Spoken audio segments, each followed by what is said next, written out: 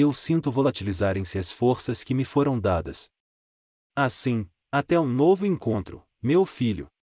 Eu aparecerei quando você me chamar num momento difícil, não para a solução dos problemas relacionados com a gestão do universo, mas só para que você ouça uma palavra amiga. Ele sentiu que a mão dela se tornava cada vez menos densa, que se diluía e se tornava intangível. Toda a visão se derretia, tornava-se transparente e, por fim, desapareceu por completo.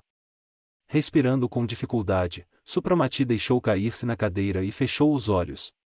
Dakir acendeu uma vela e disse: Você está exausto, meu amigo, não com o corpo, mas com o espírito.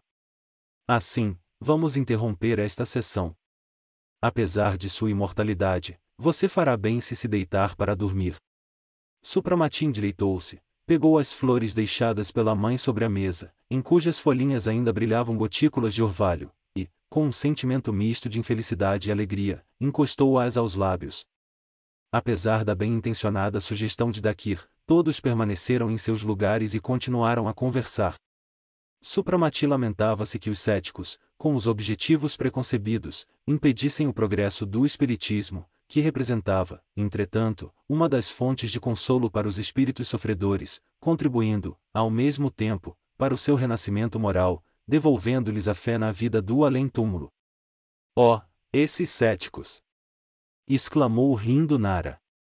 Às vezes eu tenho uma vontade imensa de convencê-los do contrário, colocando-lhes os óculos mágicos. Acho que todos esses grandes tagarelas ficariam malucos ao reconhecerem que toda a atmosfera em volta está povoada por seres invisíveis, cuja existência eles contestam e, no espaço, que eles consideram vazio devido a seus equívocos presunçosos, habita um verdadeiro mundo de seres intangíveis. Já não é a primeira vez que ouço você e Dakir mencionarem certos óculos mágicos. Posso vê-los pelo menos uma vez? Pediu Supramati. Com todo o prazer. Prontificou-se Nara. Ela abriu a escrivaninha entalhada com acabamento em marfim, tirou de uma gaveta um par de óculos com armação em ouro e estendeu-os ao marido. Com interesse bem compreensível, Supramati examinou os óculos, executados em um material estranho para ele, mais transparente que o vidro e que reverberava luzes multicolores. Sem pensar muito, ele colocou-os, mas para sua grande surpresa nada viu, além de ondas coloridas que emitiam sons, moviam-se e fundiam-se. Ao mesmo tempo, parecia-lhe que o seu cérebro estava sendo esmagado por um anel incandescente. Tire os óculos e vá lavar o rosto.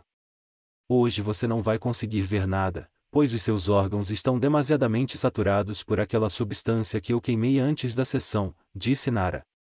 Mas esses óculos tornam transparente, para o olho de um ser humano comum, a cortina que esconde um mundo invisível. Ela guardou os óculos.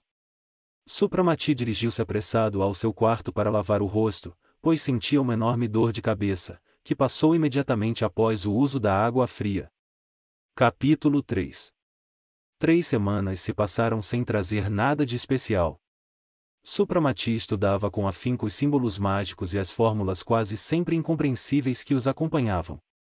Quando pedia a Dakir que as explicasse, este dizia que, antes de tudo, Supramati devia decorá-las. Bem, mas é muito mais difícil decorar as galimatias quando você não as entende. Rebatia impaciente Supramati. Entretanto, isso é imprescindível, pois, se você conhecesse o sentido dessas fórmulas mágicas, elas provocariam os seus respectivos fenômenos e você ficaria na situação do aprendiz de feiticeiro como no conto de Goethe. Somente o desconhecimento das palavras pronunciadas por você impede a sua mente e a sua vontade que você as ponha em execução. Supramati teve que se contentar com tal explicação. Aos poucos, começou a dar razão às palavras de Dakir, ao notar, ele próprio, fenômenos estranhos. Assim, quando ele pronunciava as fórmulas mágicas, era dominado por uma certa inquietação, indescritivelmente opressiva. Ouvia um barulho estranho, começavam a surgir sombras próximas a ele, acendiam-se fagulhas em cantos escuros e um comichão cálido percorria as suas veias.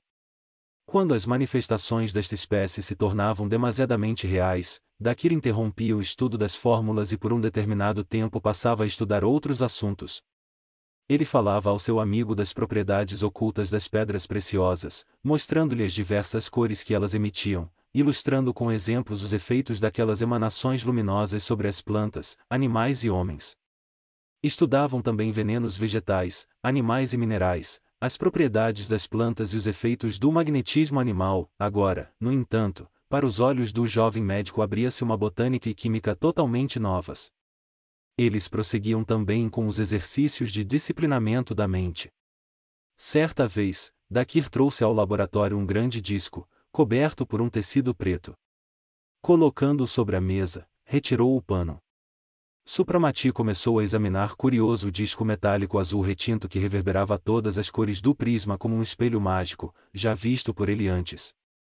O disco estava encaixado numa espécie de moldura, na qual se viam incrustados diversos metais, pedras preciosas e medalhões com líquido.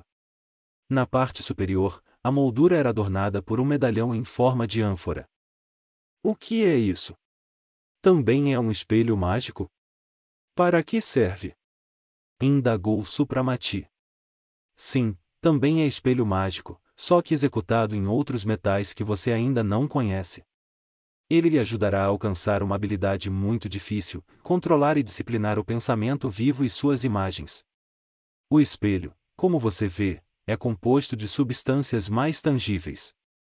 É mais sensível que um barômetro, que registra somente as oscilações da atmosfera.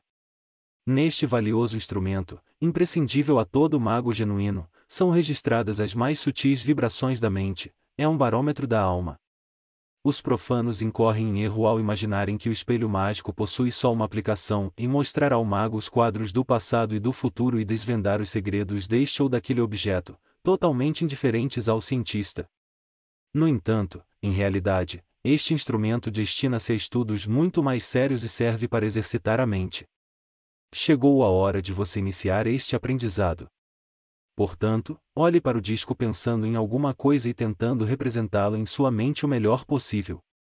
Escolha uma coisa simples, mas bem definida, para logo de início acostumar-se a formular nitidamente o seu pensamento. Os pensamentos fugidios e caóticos nada reproduzem. Supramati inclinou-se e começou a olhar para o espelho. Imediatamente aflorou à sua mente uma infinidade de objetos, sem que seu pensamento conseguisse se fixar exclusivamente num só objeto. Para sua surpresa, viu que na superfície metálica se refletiu um verdadeiro caos de coisas, seres e flores que se misturavam, faziam caretas e em seguida desapareciam em névoa sanguínea. A cabeça de Supramati tonteou e ele fechou os olhos. Pare, pare! Exclamou rindo Dakir. Você reproduz mais pensamentos que o espelho pode suportar. Repito-lhe, escolha algum objeto bem simples como uma mesa, uma garrafa, alguma fruta e assim por diante. E quanto mais definido for seu pensamento, mais vivida e perfeita será a imagem reproduzida por ele.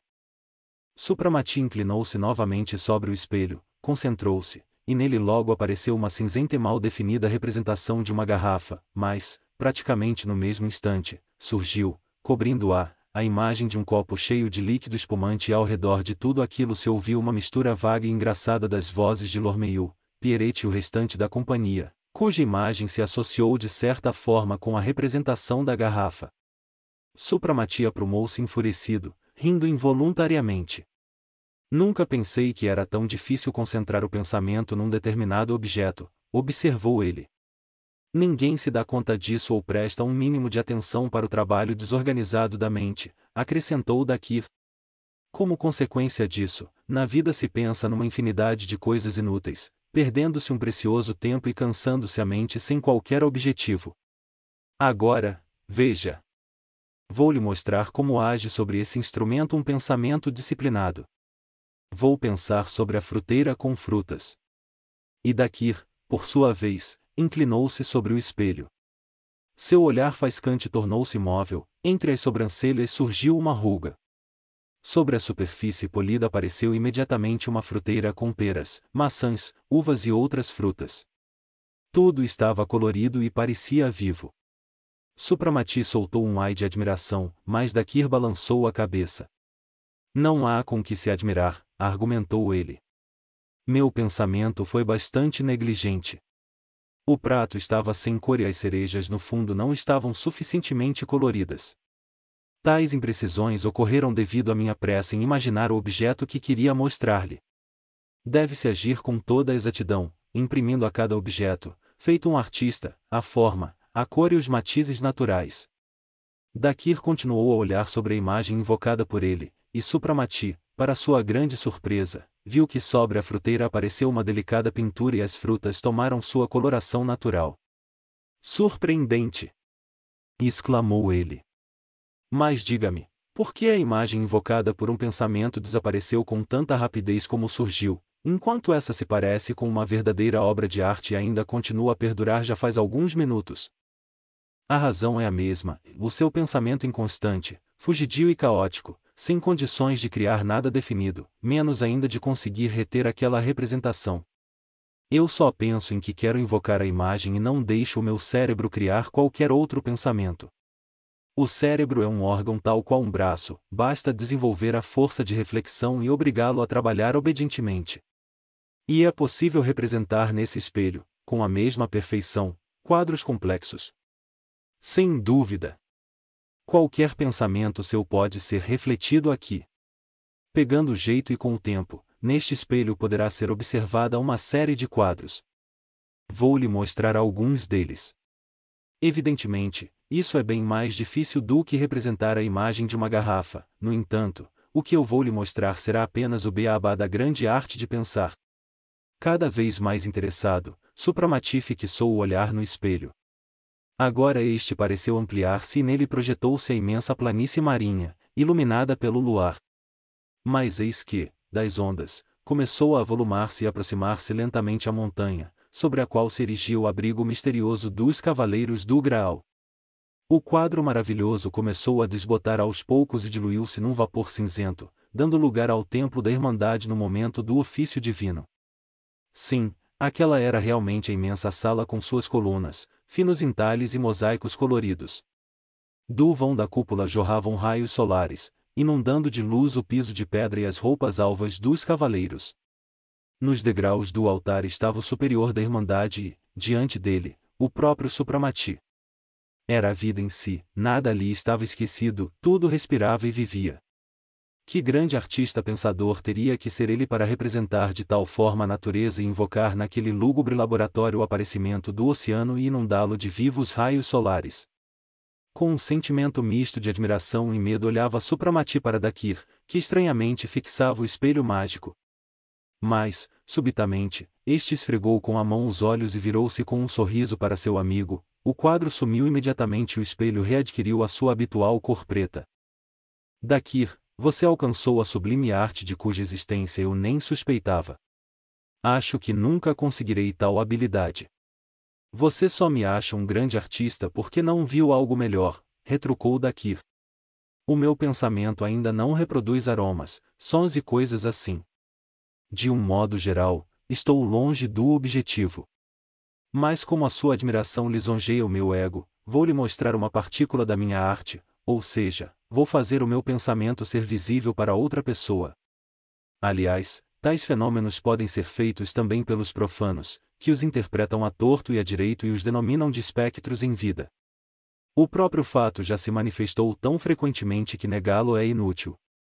No momento da morte ou do perigo, muitos apareciam junto aos seus familiares como pessoas reais, às vezes, tocavam-nos e conversavam com eles. Na realidade, estes fenômenos não são nada mais do que as manifestações do pensamento que se tornaram não só visíveis como palpáveis. Somente com os profanos tais fenômenos ocorrem casual e inconscientemente, eu, no entanto, posso evocá-los à minha vontade.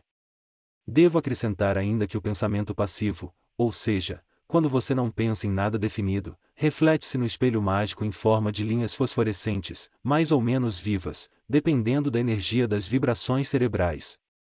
Entretanto, o pensamento não pode ser passivo, mas ativo e produtivo. O trabalho da mente deve ser harmônico para não fatigar o cérebro, pois todos sabem e já experimentaram por si que os pensamentos impetuosos e inquietos provocam um terrível esgotamento de todo o organismo. Agora vamos ao quarto vizinho para respirarmos o ar puro e depois lhe mostrarei o meu pensamento, visível à distância. Você está cansado? Perguntou Supramati, inspirando prazerosamente o puro e fresco ar marítimo. Eu não estou cansado, mas você está com uma aparência desorientada, embora aquilo que você viu não o tenha perturbado tanto. Até a ciência oficial de vocês começa a se convencer da tangibilidade do pensamento, que é até fotografado. Sem dúvida, estas experiências ainda são insuficientes e seu resultado é ruim, como ocorre com as descobertas recentes. No entanto, as pessoas estão a meio caminho de submeter ao controle científico um dos sentidos humanos mais tempestuosos e birrentos.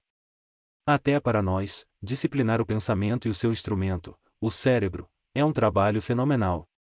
Pensar-se-ia que os cientistas, trabalhadores mentais, capazes de solucionar mentalmente os problemas mais complexos, já teriam dado este primeiro passo, e no entanto, se eles tivessem que concentrar toda a sua força de vontade para fazer a representação de um objeto, você precisaria ver que zigue-zagues se refletiriam no espelho mágico.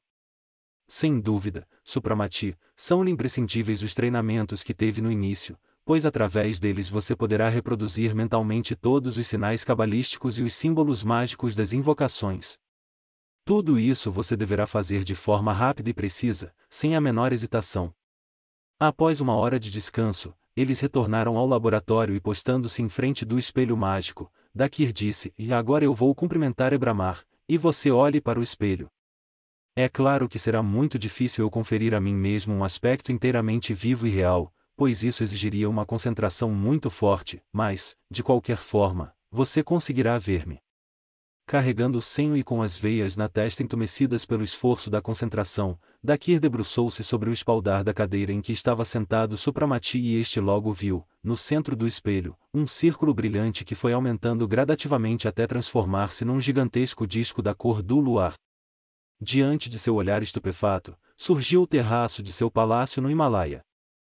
Junto à mesa, apinhada de livros, estava sentado Ebramar, inclinado sobre rolos de papiro. Ao lado, no tapete, estava deitado o cão galgo. Encantado, olhava Supramati para aquele quadro que lhe era muito familiar e caro, para o prado verdejante cheio de flores vivas, para o chafariz, cujo jato límpido fulgia em respingos brilhantes e para os picos das montanhas cobertas de neve que delimitavam o horizonte. Subitamente no azul escuro do firmamento, surgiu, aproximando-se rapidamente, uma nuvem avermelhada. As orelhas do cachorro ficaram em pé, ele se sentou e dirigiu o olhar inteligente para o dono, enquanto este levantou a cabeça e parecia estar prestando atenção em algo. A nuvem avermelhada desceu, então, sobre o terraço e Supramati reconheceu nela Dakir. Sua figura era airosa, os contornos do corpo não eram totalmente definidos, mas a cabeça era bem delicada e reconhecível. Supramati virou involuntariamente a cabeça e estremeceu. Dakir continuava como antes, debruçado sobre o espaldar da cadeira, apenas seu rosto mortalmente pálido e seus olhos vítreos faziam lembrar um cadáver. Supramati olhava horrorizado para os olhos esbugalhados e escurecidos e as mãos geladas e imóveis que adquiriram a cor séria. Sim, aquilo realmente era um corpo, abandonado por forças vitais. Com um tremor glacial, desviou o olhar para o espelho. Ali, como anteriormente, estendia-se a paisagem alegre do palácio hindu. Ebramar levantou-se, um sorriso afável iluminou as suas feições bondosas e ele estendeu a mão a Dakir. Pelo movimento dos lábios de ambos, Supramati concluiu que eles estavam conversando. Em seguida, Ebramar pegou, de um vaso próximo, uma flor púrpura e a colocou na mão de Dakir. Toda a cena se passava tão próxima, que a Supramati parecia poder encostar na mão de Ebramar. Nesse instante, este virou-se, sorriu e fez um sinal de saudação como se tivesse visto o jovem médico, depois sentou-se em seu lugar, debruçou-se sobre a mesa e fitou com um olhar pensativo a figura de Dakir. Esta recuou e transformou-se novamente numa nuvem avermelhada. Um minuto depois a visão empalideceu sumindo e Supramati ouviu atrás de si um pesado e profundo suspiro. Ao virar-se rapidamente, ele encontrou o olhar radiante do amigo, que com um sorriso jovial lhe estendeu a flor e disse, e Ebramar mandou-lhe um abraço e enviou esta flor como lembrança. Supramati saltou da cadeira e apertou a cabeça com as mãos. "Ah!" exclamou ele com a voz rouca de emoção. Isso já não é mais o aparecimento do pensamento, mas uma verdadeira magia. Parece um conto mágico. Dakir balançou a cabeça. "Não, meu amigo. O que lhe parece mágico ou milagroso nada mais é que uma manifestação do pensamento e do corpo astral, segredado com o auxílio da força da mente. Aliás, o que eu lhe mostrei são puras bobagens em comparação com aquilo que se pode e o que se deve alcançar. Quando eu lhe ensinar o pouco que sei, nós nos tornaremos discípulos de Brahma. Sob a sua orientação, vamos estudar a magia superior e ante nós se abrirão outros horizontes. Dakir. É o orgulho, encoberto por modéstia, que o faz dizer que você alcançou pouco. Quando você alcançou a perfeição, rebateu Supramati novamente, se sentando na cadeira e encostando a testa à maravilhosa flor que encheu de aroma todo o laboratório. Dakir balançou pensativa e significativamente a cabeça. Você me julga mal, porque não tem nenhuma noção sobre a incomensurabilidade do conhecimento que devemos alcançar. Ebramar, que é, sem dúvida, um gigante do conhecimento, um proeminente sábio cientista para o qual, ao meu ver, não existem mais mistérios no universo, comparado ao que sou, um pobre pigmeu, disse-me certa vez, quando eu espreito os infinitos mistérios que ainda devo estudar, estremeço na minha ignorância, sinto-me uma insignificante poeirinha cega. Perdoe-me, irmão, pelas palavras tolas e ofensivas, desculpou-se Supramati abraçando Dakir. É que, às vezes, fico tonto neste mundo estranho para onde o destino me jogou tão inesperadamente. Não estou nem um pouco ofendido e entendo muito bem o estado de sua alma, pois também passei por tudo isso. Mas por hoje chega. Você está exausto e muito perturbado. Vamos até Nara e sua presença vai acalmá-lo melhor. A partir desse dia, Supramati iniciou com novo fervor o trabalho. Seu maior anseio era disciplinar os seus pensamentos e passava horas a fio diante do espelho mágico. E, quando o disco refletiu, pela primeira vez, uma folha verde correta e levemente tingida, Supramati sentiu uma tal alegria inocente, que Dakir e Nara desataram a rir. Por outro lado, os estudos das fórmulas mágicas das quais ele nada entendia, de diversos sinais cabalísticos e de uma longa lista de nomes estranhos enfastiavam-no bastante só com um esforço constante da vontade obrigava-se a adquirir os conhecimentos que lhe pareciam totalmente inúteis. Não raro ele fraquejava e sentia uma exaustão profunda que não tinha, aliás, qualquer relação com suas forças físicas, pois, invariavelmente, permanecia forte e em perfeita saúde, mas o trabalho intelectual tornava-se, às vezes, insuportável, ainda que ele tentasse vencer corajosamente esse tipo de fraqueza. Dakir observava, atento, o estado de ânimo de seu discípulo e, nos momentos difíceis, facilitava as coisas, ora interrompendo o trabalho por alguns dias, dedicando-os ao descanso e divertimentos, ora substituindo os exercícios, o que também dava excelentes resultados. A sua profissão anterior não perdeu para Supramati o seu interesse, os estranhos e totalmente novos enfoques da arte de curar e destruir, que lhe eram descortinados pelo seu mestre, interessavam-no tão vivamente, como a arte de refletir, a qual estudava com fervor. Certa vez, enquanto conversavam já por um longo tempo sobre a cura de diversas doenças, Supramati perguntou inesperadamente: explique-me, pelo amor de Deus, Dakir, por que é necessário ser um bom médico para tornar-se feiticeiro ou mago, ainda que de grau inferior? Porque o corpo é o principal objeto sobre o qual se pratica o conhecimento maléfico do feiticeiro e, no entanto, essa indispensável arma da alma é uma máquina muito complexa e exigente. Por isso o mago deve conhecer todos os meios da cura, inclusive os da destruição do corpo.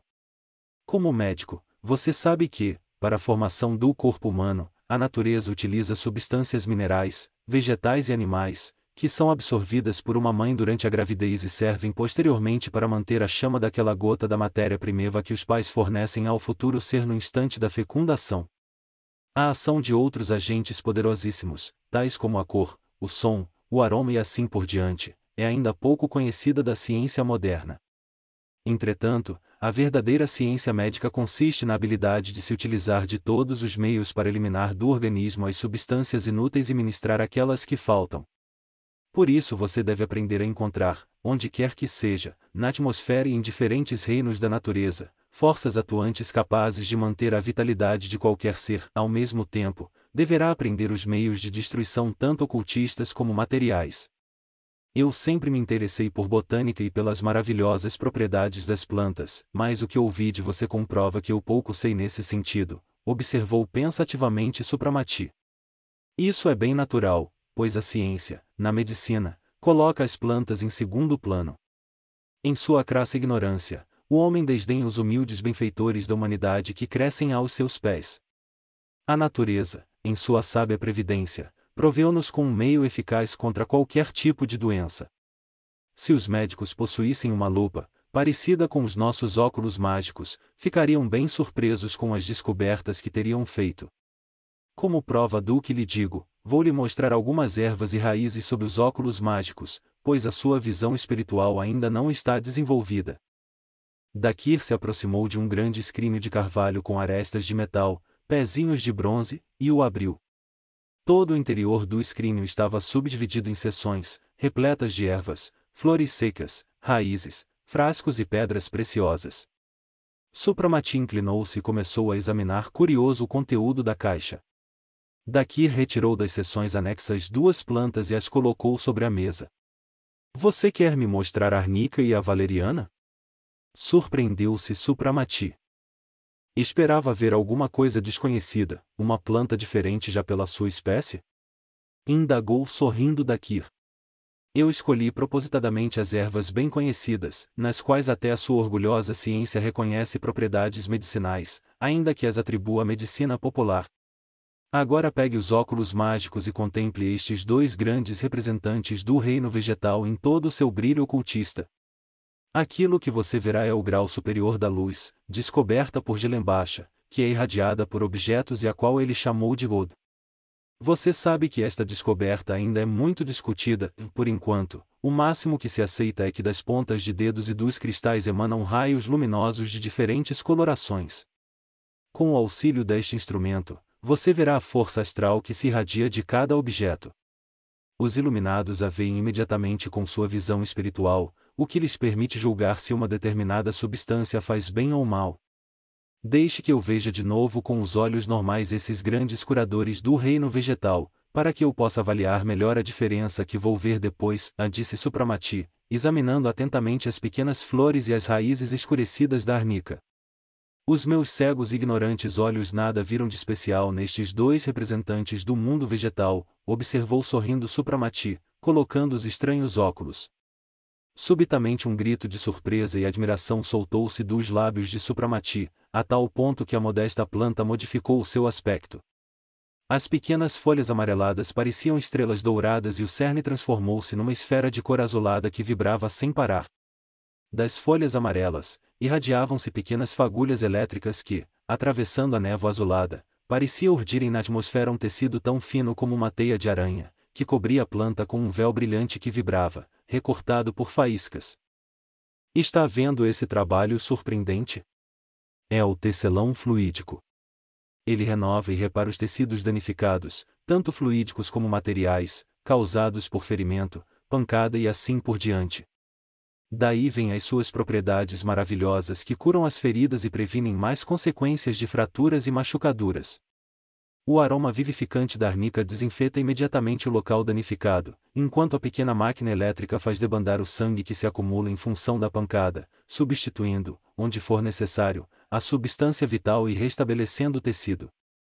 Além disso, a arnica tem a faculdade de atrair e acumular uma grande quantidade de calor solar. Você não pode imaginar os efeitos poderosos que exercem as forças deste modesto curador sobre o organismo do homem, e até sobre plantas, quando se sabe utilizá-lo para tratar de flores quebradas, amassadas ou que estão por morrer de esgotamento. No entanto, não vou esconder, o estudo de todas as propriedades medicinais dessa planta é um trabalho enorme. Agora vamos examinar a valeriana, acrescentou Dakir, substituindo a arnica pela valeriana. Concentrado e em silêncio, Supramati inclinou-se sobre o tubérculo, que imediatamente mudou de aspecto. Estava agora vermelho feito sangue. Era atravessado por grossas nervuras com nódulos elétricos. Cada uma das raízes parecia salpicada de fagulhas e no centro ardia uma pequena chama tremeluzente, a partir da qual se entendiam, pelas nervuras, fios ígneos. De toda a planta emanava uma luz púrpura reverberando em ouro e que formava ao seu redor uma larga aura. A chama astral acumulada nesta planta, sendo introduzida no corpo, suscita a vitalidade, acalma e aquece o organismo, agindo principalmente sobre as funções do cérebro e funcionamento do coração, disse Dakir tirando do amigo os óculos mágicos e guardando-os na caixa. Provavelmente outras plantas são menos dotadas do que estes dois príncipes do reino vegetal. Observou Supramati. Sim e não. Algumas plantas têm aplicação específica, mas não existe uma folhinha, um vegetal qualquer que não possua alguma qualidade benéfica ou maléfica. E isso é totalmente normal, pois a planta retira para si as forças de tudo que a cerca, da atmosfera, os fluidos das estrelas, do solo, os seus minerais, da água, os seus sais, tudo serve para a sua formação. Todos esses elementos com as suas riquezas inesgotáveis, curativas ou destrutivas, estão à disposição do mago superior e proporcionam-lhe um poder praticamente fantástico, se ainda acrescentarmos o aroma, os sons e as cores, esses grandiosos geradores do universo, que somente ele pode e sabe comandar. Nós, no entanto, só podemos aprender a utilizar as forças primárias, estudando os fundamentos ocultos do poderoso mal que se espreita no caos que nos cerca. E assim, precisamos aprender a fazer o mal, sem ousar, entretanto, empregar esse poder. Devemos estudar as forças destrutivas, submetê-las a nós e fazer uso de nosso conhecimento para combatê-las. Se eu entendi bem, estamos na condição de um homem honesto que sabe como roubar para obter alguma coisa, mas encara esse ato um crime vergonhoso, ou que sabe como matar para saciar a sede de vingança, mas por nada neste mundo sujaria as suas mãos com isso. Você formulou corretamente o meu pensamento, caro Supramati. A familiarização com o mal oculto não é feita para praticar o mal, o que seria indigno para a mente que almeja a luz. Possuir o poder de fazer o mal e nunca praticá-lo é uma virtude sublime da consagração superior. Por que é admitido um relacionamento entre o mundo terreno com o medonho mundo dos espíritos inferiores? Indagou Supramati. Se os bons espíritos superiores se comunicassem com as pessoas e as instruíssem, quanto mal poderia ser evitado? Dakir balançou a cabeça. A sua pergunta confirma a sua ignorância do mundo do além-túmulo. É impossível erguer uma parede entre dois mundos tão intimamente ligados entre si. Os seres que se libertam do corpo e passam ao outro mundo permanecem ligados à Terra por uma infinidade de elos de amor, ódio e hábitos, e são atraídos ao mesmo local em que habitavam. A morte não consegue quebrar esses elos, pois cada coisa, cada pensamento, cada ser, bom ou mau, desprende uma substância astral que forma uma união sólida. Os assim chamados mortos são seres invisíveis, mas não ausentes, e para um olhar espiritualizado, aqueles que são considerados para sempre desaparecidos no abismo ignoto, encontram-se entre nós. Quando você visitar o mundo invisível que nos cerca de todos os lados, cujo pedacinho foi visto por Dante, e que merece o nome que tem, o inferno, então você terá condições de formar uma noção sobre a vida ali reinante, sobre as lides que ali são travadas e sobre as tempestades que ali se desencadeiam, cujo ruído nosso grosseiro ouvido não consegue apreender. Sem escutar e sem nada enxergar ao redor, além da atmosfera límpida e tranquila, pretensiosamente povoada no máximo com bacilos e átomos da poeira, o homem imagina inocentemente viver e reinar sozinho num espaço vazio que forma, em sua concepção, o universo.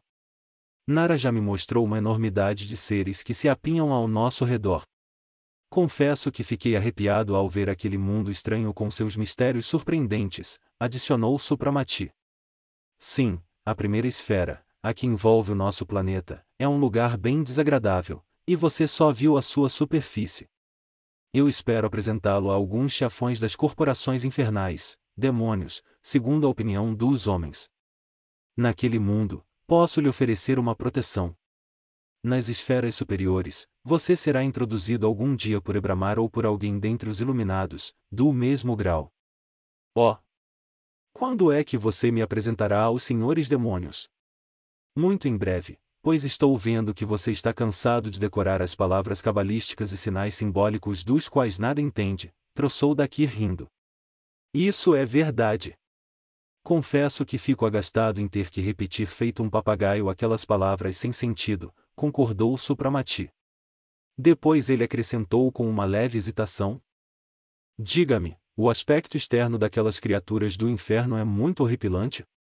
A primeira impressão que se leva da visita àquela esfera infernal é terrível. Eu conheci uma pessoa que, sem uma preparação necessária, penetrou naquele mundo, vindo a morrer 24 horas depois, seus cabelos ficaram brancos em poucas horas. Quanto a você, não precisa temer coisas assim. Você é imortal e as suas madeixas escuras não perderão a maravilhosa tonalidade. Isso me conforta, caso contrário eu teria de ficar grisalho por toda a vida planetoide, arrematou gargalhando Supramati. Oh, não! Existe um meio de devolver aos cabelos a sua cor anterior e, ao organismo, o vigor da juventude, até para os mortais comuns. E você conhece tais meios, Dakir? Tenho algumas indicações e a verdadeira receita desse milagroso elixir, que os iniciados superiores possuem, ainda desconheço. A propósito, quero lhe contar uma história bem singular, da qual fui testemunha e que ilustra bem as minhas palavras. Certa feita, eu passei alguns meses com Ebramar. Todos os dias nós realizávamos passeios pelos arredores, durante os quais ele me distraía com suas conversas sempre interessantes e instrutivas. Numa dessas excursões, fomos parar mais longe que de costume. Eu precisava descansar e estava morrendo de sede. Ebramar, que, como você sabe, lê os pensamentos, imediatamente disse: aqui perto vivem algumas pessoas humildes. Descansaremos na casa deles. E, de fato, depois de alguns minutos de caminhada, vimos umas casinholas, imersas na vegetação. Entramos no primeiro casebre que encontramos, pertencente a uma mulher muito velha. A mulher providenciou-nos apressada pão e leite. Ao partirmos, eu lhe dei uma moeda de ouro. Enquanto ela se desfazia em agradecimentos, Ebramar observava-a sorrindo. Eu também, vovozinha, não quero ficar sem agradecer pela hospitalidade. Peça-me qualquer coisa, sou um mago e posso atender ao seu desejo. A velha olhou curiosa e desconfiada para ele e depois disse meio insegura, meio marota: Meu bom homem! Se o senhor é realmente um mago, faça com que eu tenha dentes. Se soubesse como é difícil comer pão velho tendo somente um dente. Só isso? Com prazer. Fez Ebramar. E assim falando, tirou do bolso um saquinho, que você sabe ele carrega sempre consigo. Retirou dele um frasco e colocou algumas gotas numa ânfora de barro com água. A água adquiriu um aspecto leitoso. Guarde a ânfora num lugar escuro e fresco, disse Ebramar. Durante 9 dias, faça um gargarejo com esta água 3 vezes por dia, de manhã, ao meio-dia e à noite. Daqui a 6 semanas, apesar de sua idade, você será capaz de roer nozes, comer cascas, mesmo de árvores. Eu estava muito interessado e decidi saber sobre o efeito do remédio 6 semanas depois. Mas, naquela época, eu tinha tanta coisa para estudar, que se passaram alguns meses antes que eu pudesse realizar a excursão planejada.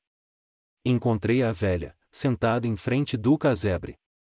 Ela parecia ter rejuvenescido e comia com apetite um pedaço grande de pão, que não me pareceu ser muito fresco. Bem.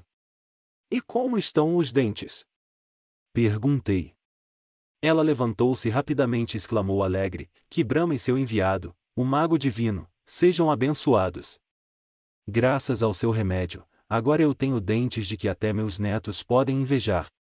A velha abriu a boca e mostrou 2 fileiras de dentes, brancos como pérolas, que formaram um estranho contraste com o seu velho rosto cheio de rugas.